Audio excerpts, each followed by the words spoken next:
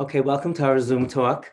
The title is Grieving and Growing. The big idea is taking challenging experiences that we have in our life and finding a way somehow to use it as a springboard for growth, with the understanding that, most of the things or all the things we're talking about really isn't something that we were looking for. But nonetheless, that's the big idea. I really commend, um, again, I commend you for having the courage to think about this. I'm doing it l'zecher nishmas my father, Shlomo ben Yaakov Moshe Halevi. It's his 58th yahrzeit tomorrow. I've been doing a variety of things over the years as a schus for his neshama, mostly based on helping folks, and I wrote an open letter to kids who lost a parent. I did a number of things over the years, and I decided to do this one. I'm going to speak for about 25, 30 minutes, and then I'm going to turn it over to questions. I see many of you changed your names on the screens. Again, one last time, if you don't want your name visible, I do plan on releasing this recording, so please click on your name, and you can change it to anything, initials or anything that works for you. Okay. A number of years ago, I was invited to a foundation, the Covenant Foundation, and they asked me to give a talk on my advocacy for child abuse victims. That's what they asked me to speak about, being an advocate for social justice. And I did a presentation, and then we opened it to Q&A. And during my presentation, I said that, I was talking about the importance of being a voice for people who don't have a voice, and whatever I said, just things that I feel. And the first question came from someone who asked, he said, okay, Rabbi Horowitz, you said that this is from your life experience, that, during the presentation, I said that I lost my father at a young age. And I mentioned there that I got to see the world through my mother's eyes. I don't want to go into it in detail. I've spoken about it in other places, but basically, how grateful my mother was during the years she was alone. My mother was alone for 2 years and she remarried. How grateful she was to people who were kind to her and reached out. Sometimes the most minute things were so deeply meaningful to her, and how, conversely, she was hurt by things that people did that were insensitive. She never spoke about it much, but again, I just grew up watching that. That was one of the things that I mentioned. So someone raised their hand and said, okay, Rabbi Horowitz, would you trade it all in? Okay, but I get my father back, but whatever qualities I hopefully gained as a result of the tragedy, would I switch? And I said, you're the first person, that ever asked me this question. I said, probably I'd take my father back any day of the week. So of course, whether you're dealing with a divorce of your parents, or divorce in the family, you're dealing with a learning disability, if you're home, waiting for a high school application or a seminary application to be accepted, while other children in the class are accepted, that they're horrible pain, going through any sort of difficulty. Again, I'm speaking from my perspective as someone who lost a parent, but it really is a universal concept, that dealing with difficulty could add a measure to your life and improvement in some ways. And the question arises, like, how could something so painful be helpful? How could something painful be helpful? If you're interested, you can look up some of the writings. Malcolm Gladwell wrote about it. He uses a term called eminent orphans.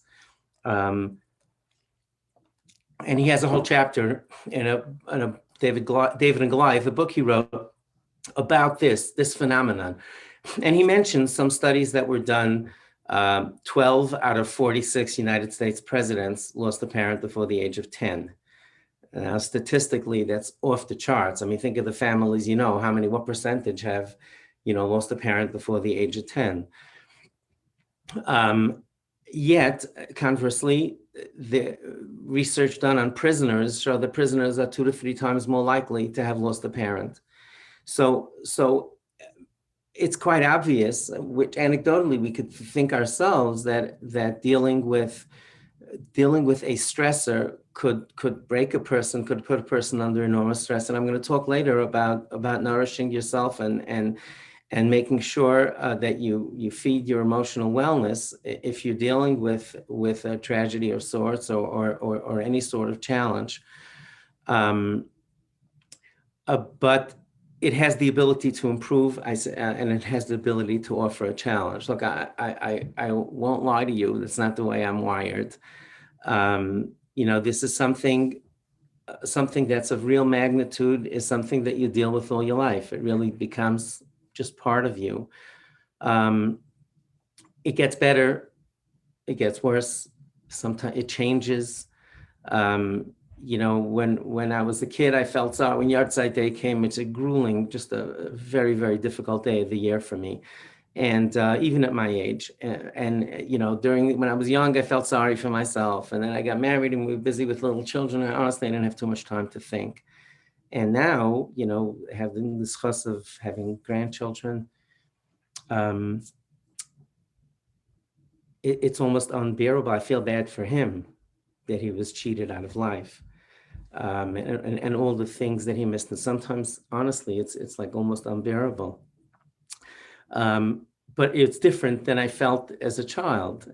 And let's say you're dealing with a divorce in your family, or you're dealing with a learning disability, and you think of the carefree time that you missed. That's also a form of grieving. It's also a form of loss. I saw in a sefer that if you look at the story of Yosef and his brothers, Yosef, Joseph went down. He was the son of Yaakov or Jacob, and he had a skirmish with the brothers, and he was sent to Egypt, to Mitzrayim. And it says a number of times that Yosef cried. Yosef cried with the brothers. He cried privately. You see a number of times he cried, and I suspect, I saw, I think in a sefer years ago, or maybe it was just something I thought of, that the trauma of, his pain of being at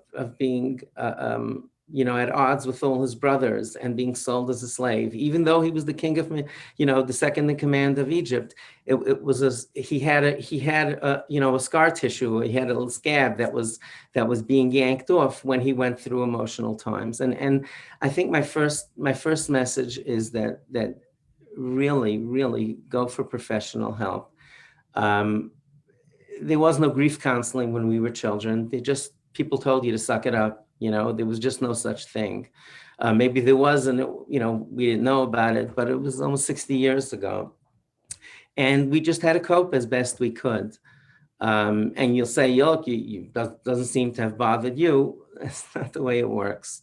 So I beg all of you that are going through difficulty, again, if it's something, a challenge in your family, a challenge outside your family, if chas v'shalom, you're a victim of abuse or any other trauma in your life, go to a professional therapist and help. They should sort of help you sort it out. It's so important.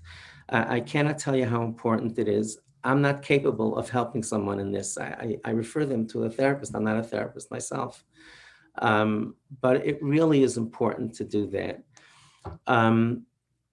What has life taught me from my own experience as a child? By the way, I also stuttered as a child. It's kind of funny that I go around lecturing, but if you listen carefully, you'll hear it once in a while. I stuttered as a child, and I was extraordinarily restless. I'm restless now at 61. And school was a very big challenge.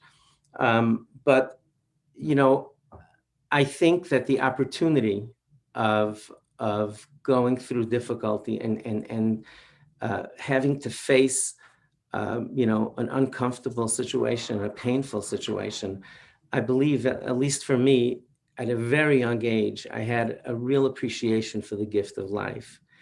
And I just remember, whether it was spending time with our kids, when we had children, when we had kids, fathers were not as involved as they are today. And like I always was so it was just a gift. I never took for granted. I never took for granted the gift of life. Um, I think the empathy part, um, we know from research with let's say victims of abuse, they it could make them incredibly empathetic to other people, and sometimes it hardens them and makes them chas v'shalom. God forbid, I'm not judging. That's why one of the reasons that we need professional help. And I think that's why the Torah keeps talking about Zecher L'Yetzias Mitzrayim. Throughout our liturgy, throughout the davening of the year, the words Zecher L'Yetzias Mitzrayim just keep coming up again and again. And I think that this was part of our experience as a nation, as Am Yisrael, that we had gone through trauma. We became slaves. So you could turn around and you could say, okay, so we suffered, let them suffer. It's their turn. Life isn't a bowl of cherries. And, some people feel that way. So it's possible that going through a difficult experience could make you hardened and say, look, this is the way it is. I dealt with it. You deal with it. And yet the Torah keeps telling us 36 times in the Torah, more than any other mitzvah, about being kind to a stranger. If you're interested, you can go to my YouTube channel. I have a Torah on why it says it twice, not to be, you can look it up, Parshas Mishpatim, why it says twice to be kind to Gerim in the Parsha of, it's just 15 psukim apart from each other. But we see that this is a part of, as Hashem says, I took you out, I freed you, appreciate it, be sensitive to others who are strangers. And it doesn't only mean a ger, a convert, it means strangers. When I would speak to the children in my yeshiva and my class and our own children, we would always say, look, you remember what it was like to be the first kid, when you went to a new camp, when you went to a new school. So reach out to others. And again, if you look at the experience, let's say hazing in the army, is a perfect example of how it could harden someone, right? The new cadets that come into the army, very often they're made to do all sorts of things, they push-ups, they play pranks on them, their peers, not only, their leaders, but it's called hazing. And, every person who was hazed said, thought to themselves, they're never going to do it. Yet we see it happens. On a much lighter note, but also the same phenomenon. When I was a school principal, very often the older bus would have 6th through 8th grade. Kindergarten through 5 was the first bus dismissal. 6 through 8 was the second bus dismissal.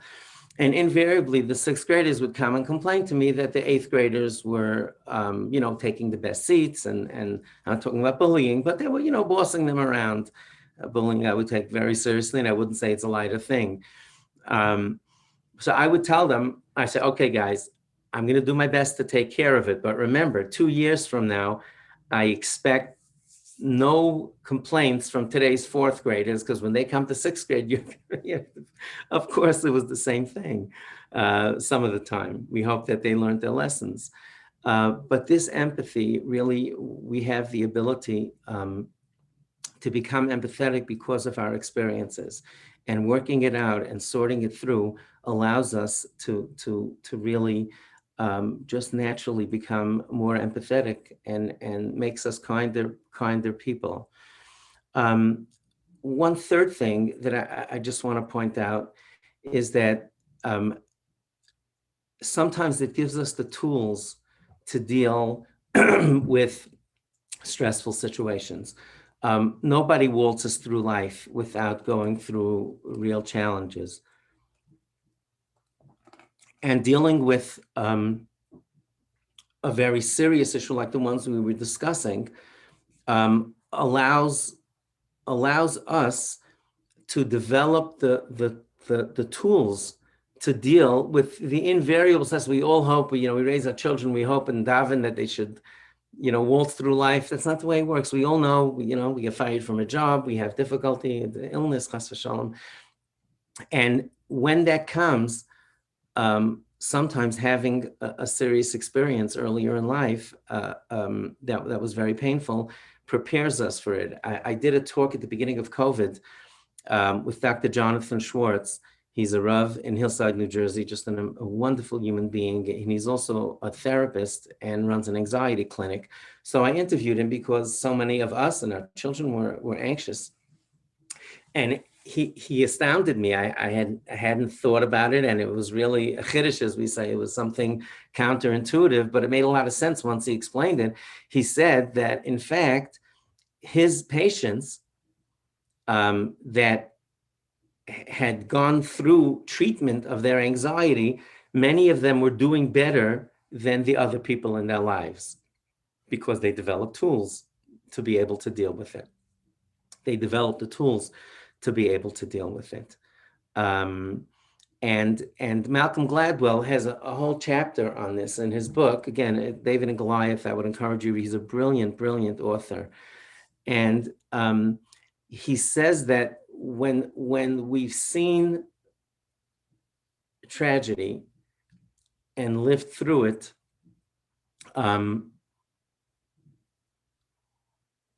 the other things that happen to us, the stuff that happens to us in life,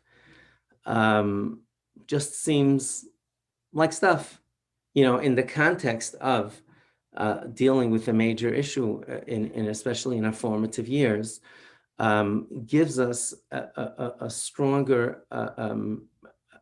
backbone and the ability to put things in context. One of the things that you're all welcome to use it. This isn't copyrighted.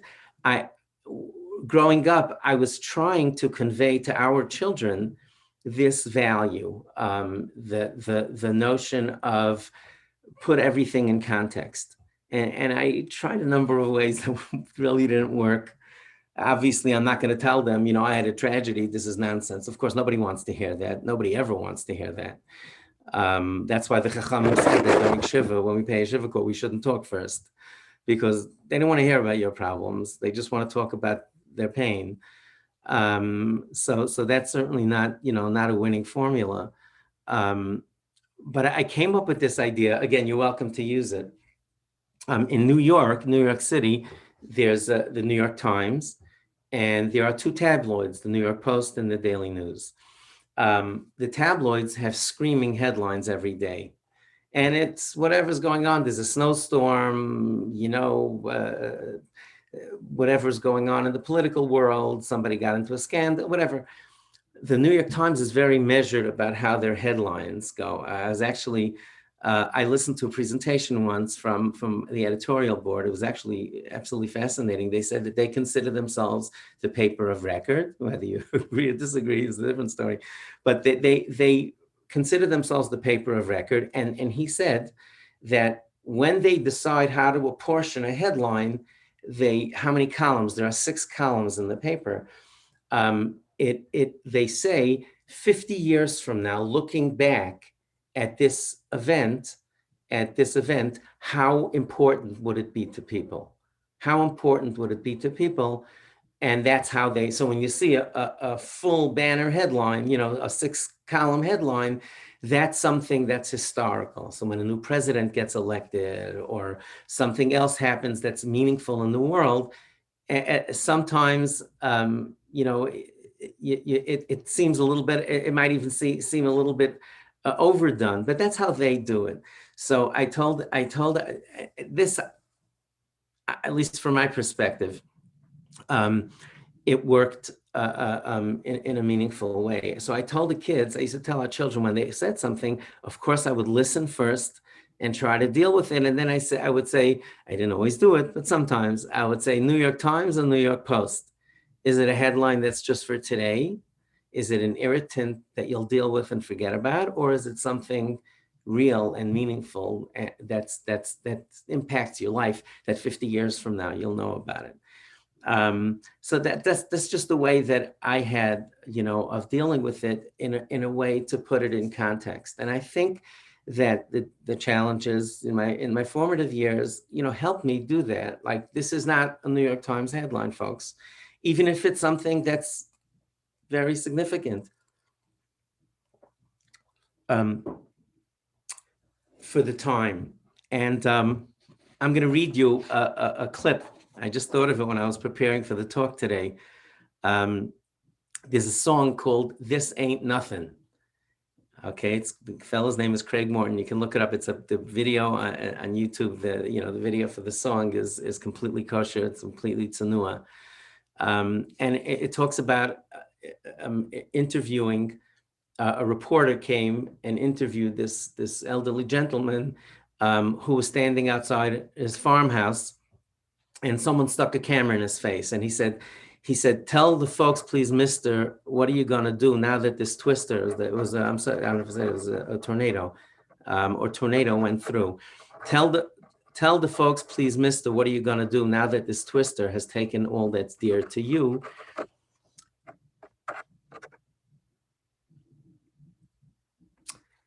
The old man just smiled and said, "Boy, let me tell you something.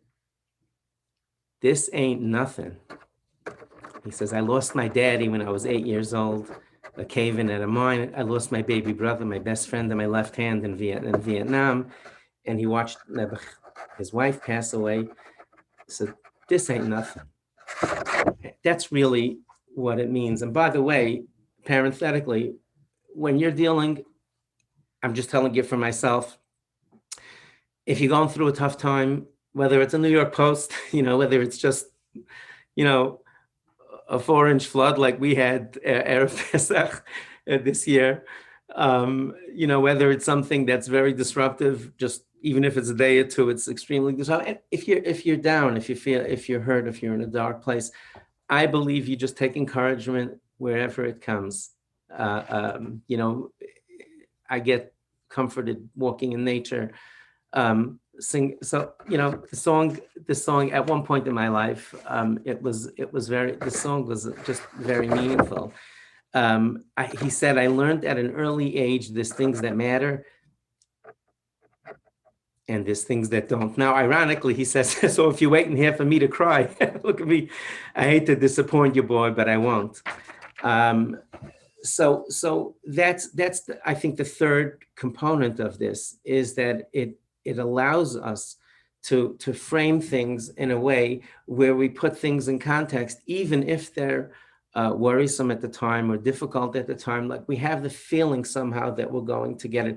And Malcolm Gladwell calls it a near miss, that when one survives a near miss, that changes what they do. I want to talk about faith and our relationship with HaKadosh Baruch Hu, and I'm gonna three more things, and then I'm gonna open it to questions. And I really would appreciate your questions, and please be honest, challenge me, disagree with what I say. It's all good. This ain't nothing. I think that in some ways, being honest with ourselves and dealing with a tragedy that is inexplicable to us anyway, I think sometimes it changes our relationship with God, with Hashem. In some ways, it may sound strange, but in some ways we can come to a deeper, more meaningful relationship, even if it's a stressor on our relationship. There's a beautiful story that's told of the Baditchev Rav. It was so meaningful to me when I heard it. An old European chassid told this to me, a Holocaust survivor. And the story goes, like all Hasidic stories, I wasn't there. I can't absolutely vouch 100%. When I tell over a story from Rav Shimon Schwab's, that's Rav Pam, I always ask the children directly to make sure that it's 100% correct. I can't vouch for it, but it's written in a number of places. And this old man told me he heard it from his Zayd, from his grandfather. And the story goes that the Baditchev Rav walked into shul one morning, and there was he went to the Aron Kodesh, to the Ark with the Torah scrolls, with the Sifrei Torah are, and he opened up the Aron. He opened up the Aron Kodesh, and he started yelling at Hashem in the first person, like he was talking to a friend, to somebody else. It turns out that his cow had died that night, and that's all he had. And he was heartbroken, and he came to shul and started yelling at Hashem in the first person, like talking to someone. He said, Hashem, you start a tough guy. You're starting up with me. I'm a poor person. I have nothing else. Why don't you start up with the rich guys? They have hundreds of animals. Why don't you take one of theirs? And the people in the shul wanted to carry this guy out. And they were yelling that it's blasphemous, it's avodah zarah, it's an affront to God. How could you say this? It's disgusting, whatever. And the Baditchev Rav, who was known to be the defense attorney of Klal Yisrael, he had a way of spinning everything in favor of the Jewish people. So he turned to these fellows and he said, Ich bin mekana, I envy his relationship with God. He talks to him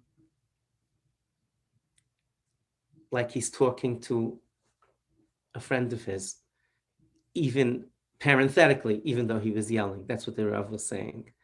And I think that this is what I mean by saying that it could be a deeper and different sort of relationship, because it forces us to ask questions, if we're being honest with ourselves, difficult questions that we may never have an answer for in this world. I don't have an answer for this one, folks. Why my father, I'm no closer to understanding my father's death than I was, 50 years ago. But I still believe in Hashem, but it's a stressor. Be honest, it is, and it's okay to say this. I heard such a beautiful word from Moshe Feinstein, Zatzal. Rabbi Moshe David Tendler lives here in Monsey, is Emtzal Agiyaran, is a son-in-law of, you should live and be well, he's a son-in-law of Yibadl Chaim Tovim, he's a son-in-law of Rabbi Moshe Feinstein. And Rabbi Tendler, he told me that he went with his shver, he went to Rabbi Moshe Zatzal into a Beis Avel. And Rabbi Moshe said was almost always quiet, the way Chachamim tell us to do. But the family was waiting for him to say something. It was a very young person that died, and they were waiting for some comfort. So Rav Moshe said as follows. Rav Moshe asked the following question. I hope you find it as meaningful as I did. And I think it really puts this faith b'tochen issue into context. Rav Moshe asked, he says, we have two brachas that we make when we get news. When we get terrible news with a relative that died, we make a dayan emes. Now, it's common practice that we say it without Hashem's name. When you hear someone died, we say Baruch dayan emes without Hashem's name. The grieving relatives, the immediate family, say it with Hashem's name. Baruch atah Hashem Elokeinu melech haolam dayan emes, and they cut their clothing. We may also make a bracha, hatoiv v'hametiv, when good stuff comes.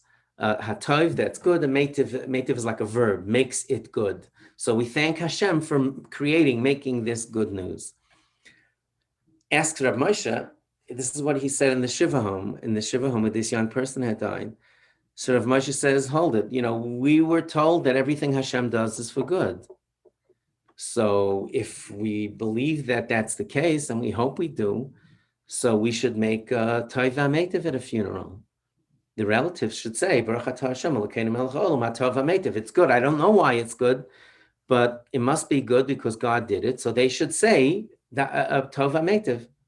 Why we say dayan emes? It's almost like we're announcing that we don't trust God and we don't have faith in what He did. And it was just such a brilliant answer. I didn't hear Rav Moshe source it. Maybe it was his own. I didn't ask Rabbi Tendler where Rav Moshe got this from. It's probably his own thought. And he said that our chachamim, our sages, brilliantly wanted to message to us. They wanted to telegraph to us that it's okay to know that I'm supposed to think this way. I know that theologically, al pi hashkafa, I'm supposed to believe that everything Hashem does is for good. But I don't feel this right now. I'm at a funeral. Someone's at a funeral, they're burying a relative. They realize, the Chachamim realize that most or all people can't do this. So we make a dayan emes. We know what we're supposed to think. And I think theologically, dealing with an issue, especially chas v'shalom, if someone is a victim of abuse, or someone is a victim of circumstance, and someone is born handicapped, and whatever, dealing with infertility or anything that makes us ask these tough questions. The Chachamim gave us the rishus, the permission, the understanding that it's normal to feel this way. We shouldn't feel guilty for being upset or for not understanding things. Moshe Rabbeinu, our greatest leader, if you, not for now, but if you look in Pashas Kisisa, I have a datar on that also on YouTube. It's Yaakov Horowitz. You can look it up. Just look at Pashas Kisisa.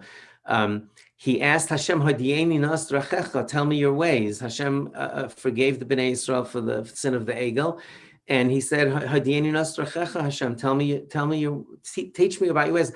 Chachamim say that he asked him, why is it that tzaddik v'ralai, why is it that we see sometimes righteous people, tzaddikim, who have a very difficult life, and we see evil people do horrible things, and they seem to have good lives. And Hashem answered him, La suchal, you can't, not in this world.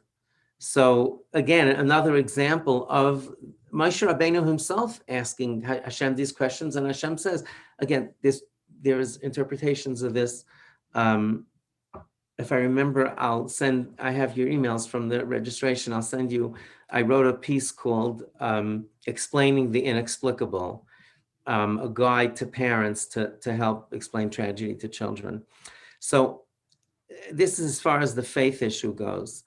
As far as, children struggling in school or kids having difficulty, I think it's important that we as parents express our faith in the children and tell them that we believe in them and mean it, even if we're concerned.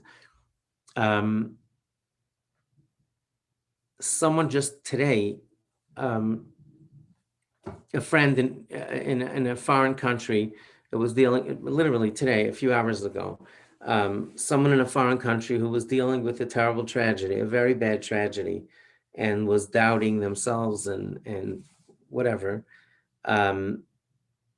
sent me a email that things are a little bit better, it's still a big struggle.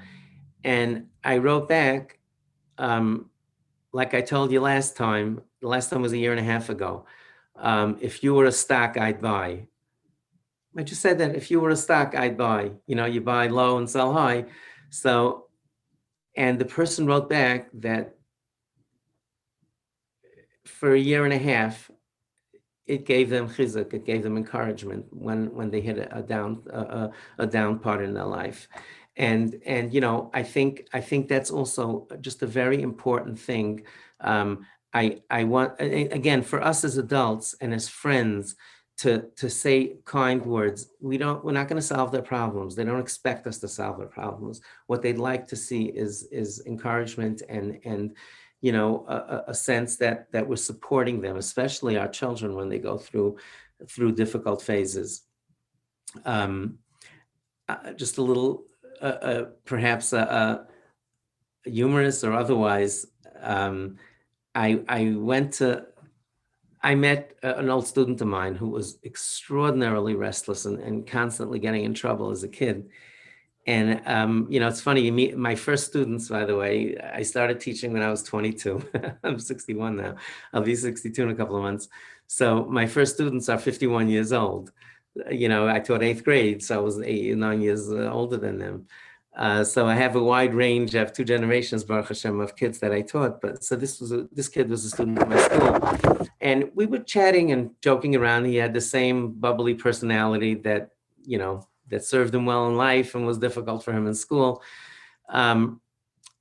We were in a building, and I went to the elevator, and he walked me out, and he got deadly serious, and he said, "Rebbe, I want you to know something." And just, it was an insight to me how much a kind word could mean to someone. He said, you were very fair with me, but you disciplined me when I was doing things I shouldn't be doing. He said, but every single time you always told me life is longer than school. I told him, I said, look, you don't play school well. If we were all farmers now, and you'd be fine. But we're in school and you have to sit. School means you have to sit for 8-10 hours. That's always going to be hard for you, period. When you get older, that's why in Beis Medrash, a lot of guys straighten out because they can walk around more, in addition to hopefully becoming more mature. So he told me, he says, Rebbe, it was always difficult and I was always frustrated, but he remembered what I said. He said, I used to always tell myself life is longer than school. So sometimes these one-liners that you don't really give much thought could really be of great encouragement. Last one, and then I'll open to questions. Years ago,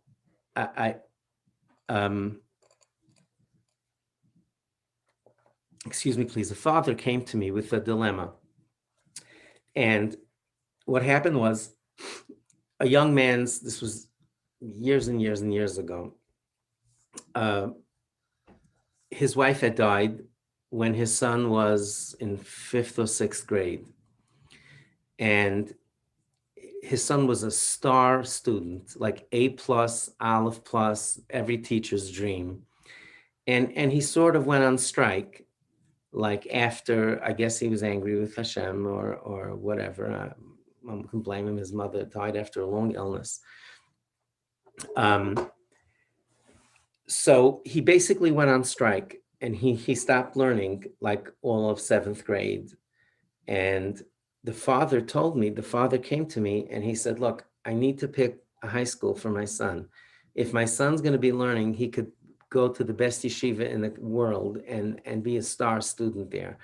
But the way he is now, I have to put him in a weaker school. But he's going to be bored there because he's so much ahead of this. There's no school for him right now. There's no school for a kid who's brilliant and a great student who doesn't want to learn. What do I do? So I told him, I said, look, I like transparency. I called it, I sat down years ago. I sat down, the father and the son together. And that's what I told the kid. I told him, I said, your father came to me with this question. So I wanted to answer him while you're there. So this is what I told him. So I told the kid, I said, you're thrashing around. You're churning around because you're so unhappy about your mother's death. This is what I told him, honestly, just like this. So I said, I look back on my life now, and I was thrashing around until I was 16. Anyone who knows me, there are lots of people around who knew me as a kid. I'm not being modest. I'm not being cute. You can ask anyone. I really was. I was thrashing around until I was 16. And then suddenly I was ready to stop. Maybe you could say I thrash around now too, but it just ended for me. It says, I told this to the kid. So I said, here's the story. Your father really doesn't have a solution for this. So I'm asking you, do you feel that you'll be done thrashing? Are you done? Now you're still thrashing around. Now you're still upset. So here's what we're going to do. You have to decide yourself if you're done thrashing. If you're done thrashing, we'll get you into a top school. If you're not done thrashing, then we'll put you in a school that you can thrash around and nobody will bother you. That's what I told the kid. So I told him, I said, I'm going to give you a gift. And it's a true story. I said, I'm going to give you a gift. I called up the principal of one of the top schools, a really top yeshiva. And I said, I have a diamond for you. This was full disclosure. I was always, as a principal, as an 8th grade Rebbe, I was always completely honest. Obviously, I lobbied for my students, but I didn't, I was honest. So I had a reputation for saying the truth. I had sent this yeshiva many students of mine over the years and children of my friends. So I called up, I said, I have a gem. I don't know if he'll be ready for you. I promise you I won't send him if he's not ready. But please, could you do me a favor? Could you please send me an acceptance letter now? Sight unseen, with you not giving him a feher. I beg you, trust me on this one. You won't be disappointed. So he did it. He was very gracious. He sent a letter to the kid's house. And when we met a second time, I told the kid, I said, I bought you time. Now you have all of 8th grade to thrash around, but you have to decide by Pesach time. Anyway, I live, we were, the kid bumped into me, and in middle of the year, like Hanukkah time, when he was in 8th grade, he said, Rebbe, am I done thrashing? I said, if you're asking, you're not done thrashing yet. So I said, when you're ready, you'll be done. Anyway, bottom line, he came over to me like Purim time. He just said, Rebbe, I'm done. And that was it. He went back to class and he was done.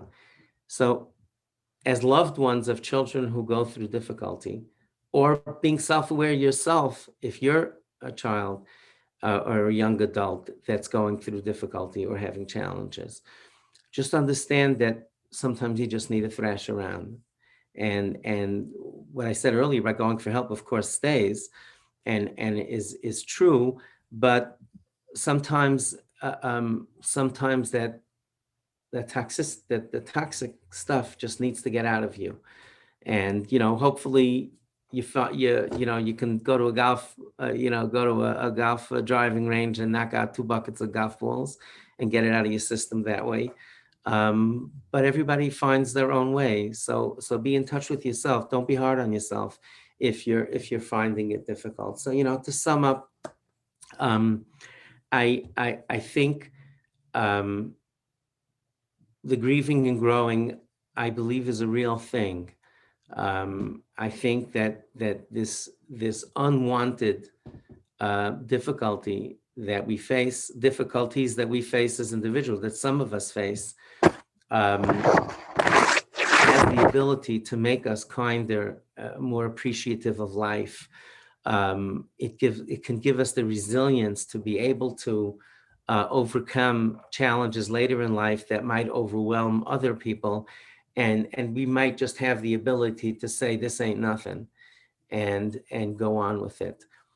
So I hope you found this helpful. I hope this can serve hopefully as a point for discussion, as a way of thinking and processing. I'm going to open up to questions. What I'm going to ask you to do, please, is kindly, you don't need to say your name. And again, if you want to change your name, if you don't want it seen, please feel free to do so.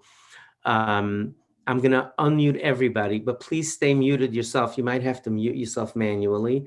And you can wave a digital hand or just unmute yourself. If 2 of you, wind up talking at the same time, I'll just ask one to step aside for a little bit. I really would like, rather than texting, using the chat feature, I would like to be able to, I really would like to be able to have a dialogue where you can ask me questions and especially disagree with me. So right now, I'm sorry, you're all muted, but you can unmute yourself. Okay, so feel free if anyone has any questions or comments or point of order, please feel free. Just unmute yourself and go. You should all be good. Can someone try unmute themselves and see if it works? It should work, I believe. Folks, anybody have any questions? I'll use the chat feature. If you can't unmute yourself, let me know, please. Okay, anybody? Does anybody have a question to ask? If you're not comfortable asking, you can chat. Again, I prefer you ask, but if you don't want to, that's perfectly fine. I'll wait a minute or two, a couple of minutes, and if anybody wants to type a question, I'll be glad to, or an issue or something that I touched upon that you'd like me to amplify and talk about some more. I hear a voice.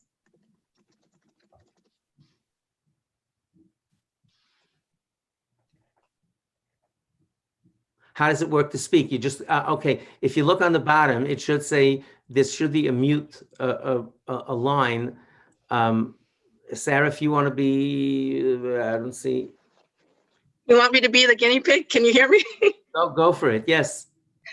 Well, first of all, thank you for everything you said. It was wonderful, and I totally appreciate that. Okay. Go for it. I guess I'm going to try to put this in some kind of order, basically, but, You don't need to. Say whatever's on your mind. It's okay. That young man, basically, you heard him, and so once a kid or anybody knows that somebody believes in them, along with the buying of the time, and then you gave him the best gift of all, choice. It's no wonder to me that that whole thing worked out great. It was Hashem. Thank you. I cannot tell you how often I just, close my eyes and say, Hashem, do me a solid. I don't know what to say. I mean it. I really mean it. Like so many times I'm in situations where I just don't know what to do. And I just pray sometimes that Hashem should grant me some seichel. So thank you. Go ahead. Oh, man. It's true, by the way, that those are the attributes of what works for children, to give them choices and to let them know that you believe in them. It's true. The time was a gift, and my belief that he would make it and when he was ready to would also work. By the way, I told his Rebbe, it was interesting. I spoke to his Rebbe at the beginning of 8th grade, and the kid literally walked into class. The Rebbe was fantastic. The Rebbe just he left his Gemara closed, he left his Siddur closed in shul. I told the Rebbe that he should ask him to learn with a weaker student. Mm-hmm. Oh, that's even better. Oh my gosh, you put him in an Acharias position. None of that. No. He's not learning. He's not doing it for God. He's not doing it for God. He's doing it to help his classmate. Right. It actually, Brilliant. it actually, thank Hashem. Yeah, go ahead, please. Do you have a question? Do I have a question? Yes. I mean, I guess I'll just share something with you from my own experience based on what you said about the rabbi and the fellow who was complaining about his animal that passed away. Yeah. I just recently completed a course called Grief Movement Training. And the main things I learned from that, David Kessler was one of the teachers, the guy who writes all the grief books, Mr. Grief. And one of the main things I learned from that whole thing is that grief must, according to him, but I do believe it, be witnessed. And witnessed means, it doesn't mean what I thought my whole life is like you just cry upstairs by yourself. It's actually that it has to be expressed and moved through the body where it gets stuck and witnessed. So that whole thing was just, it made me understand a year ago when I had the virus, when this whole thing started, and I had the virus and my whole family, my son, Joey, you might know, and whatever, all of us, we all had it. But everybody was still walking around like everybody has to just say their silver linings and whatever. So it was Rabbi Goldberg. I remember you were on the bima with him there. And also Rabbi Krohn, who came out at that time and said publicly, like gave us permission to grieve. They basically both said that while we do want to accept what Hashem's done, we don't have to like it. And so we can protest to him like that guy you just spoke about, because it brings us closer. So I just want to tell you, the next day after I was given that permission, I had what I call my fight with Hashem. It was so good that from a year ago till now, we're so close. That Devekis has only increased because he became real. He became next to me and close to me and not like in the sky and I can't say anything. And all exactly as you said, that's what the B'dishav Rav was saying. And what happens is, in other words, if we're not given that understanding that a real relationship goes through ups and downs, right? What happens is we feel that way anyway, but we just feel guilty and we don't feel like talking to God because we don't feel like davening because we're angry and we haven't expressed our feelings. So getting the license to be able to do this is very important. I think it really is important. That's great. And you look, even Moshe Rabbeinu complained to Hashem and said, Lama Hari Asa La'amazeh, that I brought the Klal Yisrael and it's got worse, not better, right? That was also Moshe was expressing. Moshe Rabbeinu to God, right? Mm-hmm. Yes. Because I'm sorry. Rabbi Goldberg always says, if we didn't believe in God, we wouldn't complain to him. We would just think he doesn't exist. So it's very act that I always say that I worry more about the people who aren't, arguing or going into that. Please, anybody else? Thank you very much for sharing. Anyone else? Thank you. Anyone else, folks?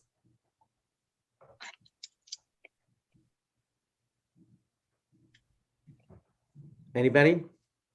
Okay. I really wish you mazel, all of you. I really hope you found this helpful.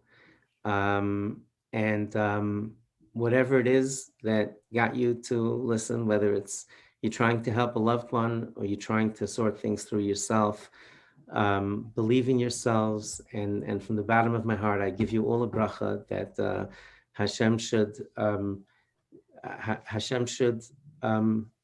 help you, understand, help you grieve, and continue to go for help, and understand that this is a process. It really is a process.